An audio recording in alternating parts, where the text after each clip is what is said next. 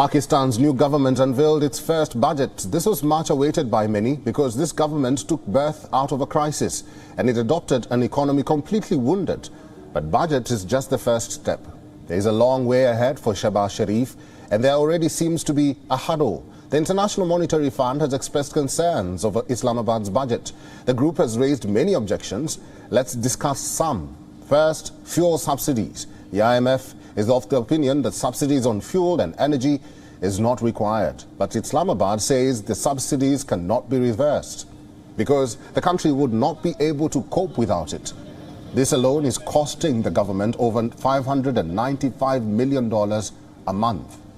Second is widening current account deficit, which means that Pakistan's imports are much greater than its exports. A current account deficit is not always bad for the economy.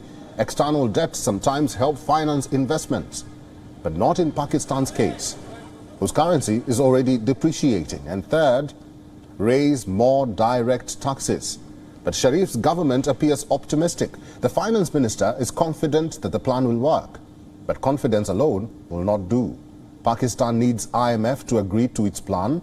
We will tell you why. But first, let's recap.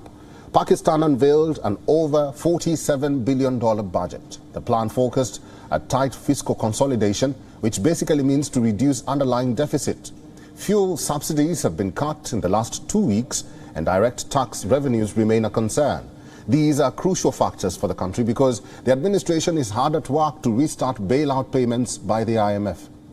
Pakistan is halfway through a $6 billion program, but it was stalled due to concerns over the status of some of its objectives. But time is running out. Islamabad needs to clear all concerns of IMF before the budget is passed by Parliament. Financial year runs from July 1st to June 30th.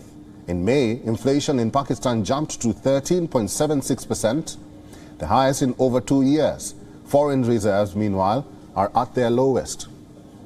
They have fallen to $10 billion. That's a 50% drop from August 2020. And this money will barely cover 2 months of imports.